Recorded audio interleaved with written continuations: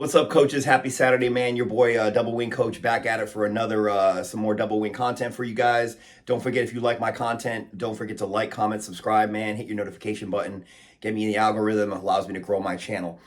So today's topic, I'm going to do a little bit of kind of like a coach's corner. I get a lot of emails from coaches all over the country, some that have bought into my system and others that are just kind of just doing their research for their upcoming season or whatever it may be. So this week I got a coach I got an email from a high school coach named David Chivara. So he asked me about good God blocking on the midline and how to run specific plays to like the 0 and 1 man who happen to be my center's left and right foot respectively, because I number kids and I don't number holes. There's a reason I do that, because it kind of like allows the good God blocking system to do what it is that it does. So that's why I number kids. Also, I number kids because kids move and they're dynamic versus a static hole. So I don't like just numbering a hole, saying the gap between the guard and the tackle is going to be, say, the 4 hole or the 6 hole or whatever. So once we get into the into the whiteboard stuff today, you guys will have a little bit more understanding. But pretty much, Coach Chivara is a high school coach. Anytime high school coaches hit me up, man, I try to do as much as I can informationally for them, because I coach youth. I take it as like an honor to kind of help out somebody at the high school level and just get their program started. So Coach Chivara, this is your kind of video, man, to answer your questions. I appreciate the email. So with no further ado, I'm not going to make it a huge long video, so we'll just get right into the whiteboard stuff. So, man, appreciate all the emails again. And today is going to be all about good God blocking on the interior, meaning your 0 and 1 hole and your 2-man and your 3-man, which end up being your guards. Your 2-man is your right guard, and your 3-man is the left guard. So with nothing further, man, let's just get to the whiteboard. All right, so let's just get right into it. So as you can see, I've got my UC double wing formation. This is my base formation. I'm in a bull offset. As you can see, my fullback is offset to the left. So Coach Chivara, he let me know that in his league, he's going to see most likely a 5-3 or a 3-5-3 that'll shift back into a 5-man front. Now, how they go about doing that, like, I'm not sure. So I'm just going to plot it out against a base 5-3, and then I'll just tell you about why little changes to the defense would cause you to be able to, to run power to the 2-man, the 4-man, or the 6-man, okay? Because, like I said, originally what Coach Chivara hit me about was good God blocking, specifically, if you're targeting the guard, either guard or the center. So we had some email traffic going back and through, and basically I'll just kind of run through what I said.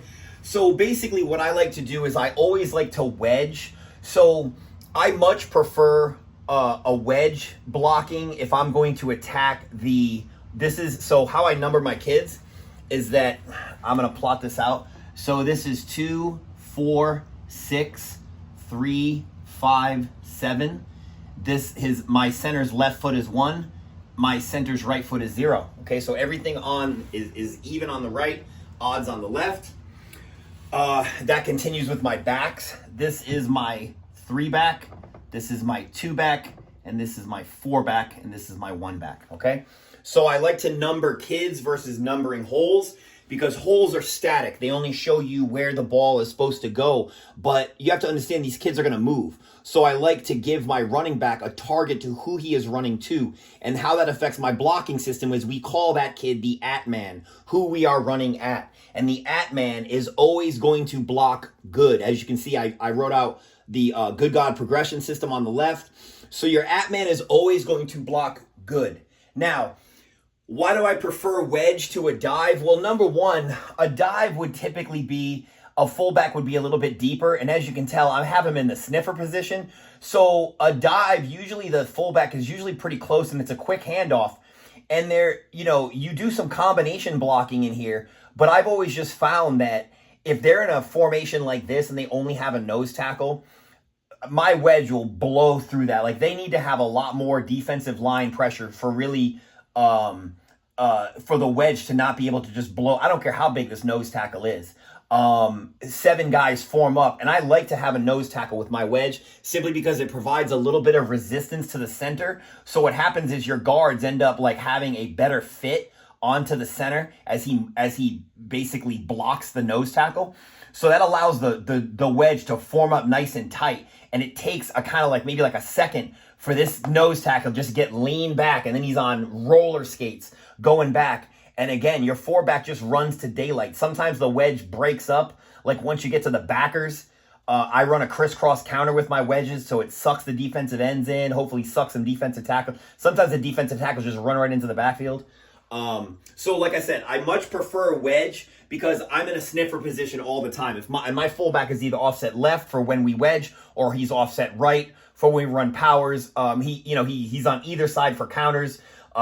Typically on a counter, he's actually on the opposite side the counter is going, which is good because if they start aligning to your fullback and they're like, oh yeah, just follow the fullback or whatever, or you put your fullback over here and they start shifting to the right, so it helps you out. Now, Coach asked me about like power to the 2-man versus the 4-man or the 6-man. I typically always run Ray 34 power. Ray 34 power is my base play. It's run on the at-man of the 4-man. So for right now, I'm going to show you how Ray 34 power typically goes and how the blocking sets up. Okay, so the at-man is blocking good, so he's gap, no, on, yes. So he knows this is his guy, okay? Everyone inside the at-man is blocking God. So anyone inside down to the center is blocking gap on down. So the only person inside the at-man is the 2-man. So gap on down, gap no, on no, down block yes. Now, before I lock him up, the center is always blocking mama, man on, man away. So he has a man on block. It's a combo block right here, okay? Now, the first man outside the at-man is blocking GDB, gap down backer. So he looks over here. Does he have a guy in his gap? No. Does he have a down block? Yes. So boom, you get another combo block here, okay?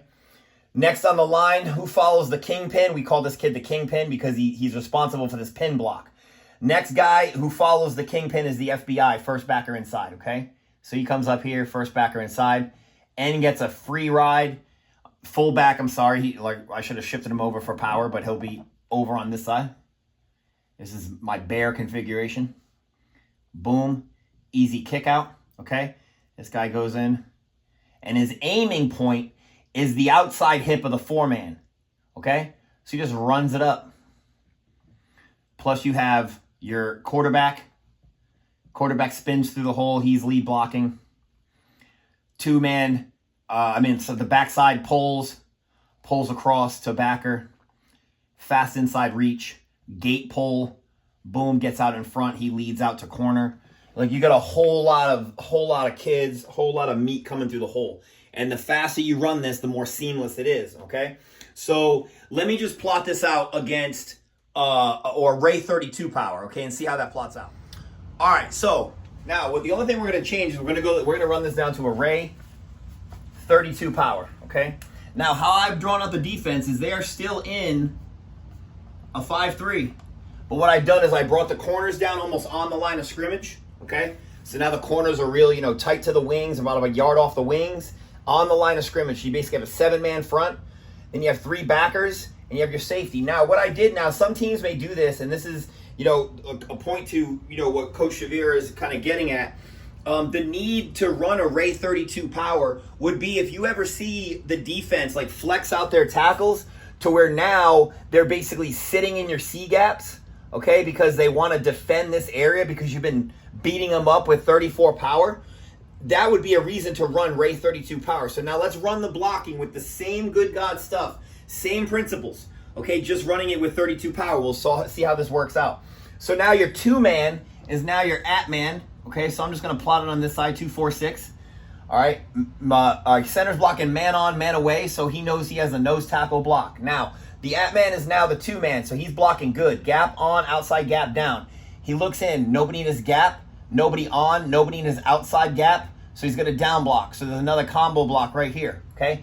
Now the 4-man is, now he's 1 man outside the at-man, so he's blocking gap down backer. He looks in his gap, nope. Does he have a down block? No, because nobody is on the 2-man. So he goes basically straight to backer, okay? Now, what's this guy doing? He's going first backer inside, okay? Because he's following 1 man outside the kingpin. So first backer off, generally I teach my kids, if there's a backer, you know this kid's flying up there, you're going to take this backer out right here, okay? Now the tackle is getting a free ride into the backfield to get kicked out. Nice short kick out, okay? You see the lane forming because of how they flex their tackle out, okay? And everything else is still the same. Quarterback, motion, boom. Quarterback tosses, gets in the lane. He just wants to hug this double team right here. Get up to safety, whoever he needs to put it on. Okay, you still got 2 backside pullers, guards stepping up through, walling off defenders. Fast inside reach, backside tight end pulling, coming across the lane, inside out. Okay? Kick out happens here. These kids over here should be non-player characters. If this kid's playing contain and this kid's this far wide, okay? Oh, by the way, FBI, we also have backer to safety. So what this kid is going to do right here is he's going to come all the way up. He's going to chip this backer. He's going to come off to safety. Okay? So that's Ray 32 power and why you may need to run that. Now, I don't really do a whole lot of Ray 32 power because I notice defenses tighten up on me versus flex out. But I'll just go and run it through Ray 36 power, and I'll just show you a typical situation where I would use that. All right, so what are we going to do now? We're going to run through Ray 36 power. Now, as you can see, the defense has kind of significantly tightened up. What I've done is I brought instead of having heads up on the tackles, now they've moved into being in between the tackle and guard gap. So tackles flexed in and your ends flexed in, so they're basically over my tight ends. Now, this is where I start calling Ray 36 power. I teach my tight ends to really understand alignments. As soon as my 2 starting tight ends come off the field, I ask them where the defensive ends are lining up. Like, are they directly across from you? Are they half a yard away? Are they right off your hip? Are they super tight, or are they flexed way wide out here? Okay, because I base my play calls off what these tight ends are telling me. In the beginning, I run off a script and I just kind of see how the plays go. But as soon as they come off the field, that's what I'm asking them. So let's just plot it out, Ray 36 power. So now the at-man is now the 6-man. Okay, this is still your 4-man, still your 2-man.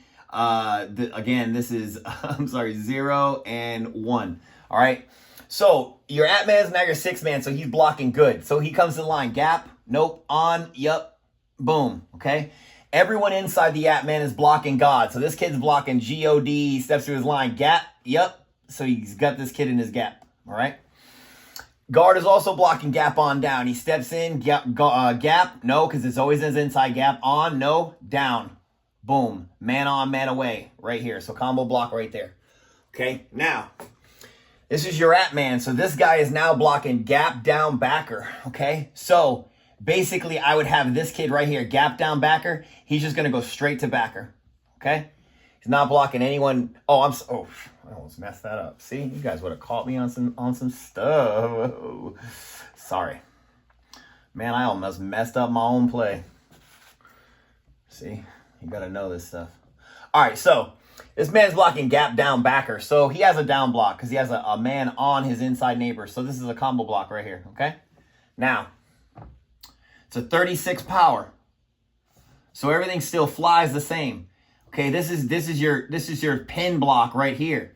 They've flexed out so wide that you want your two double teams to drive this kid in, okay? Which is gonna make your fullback. He's still gonna hug this double team. What he's hoping for this corner is to come. And he just kicks out this corner. Okay? Or he may have to log block. If these kids just stand there, if they just they're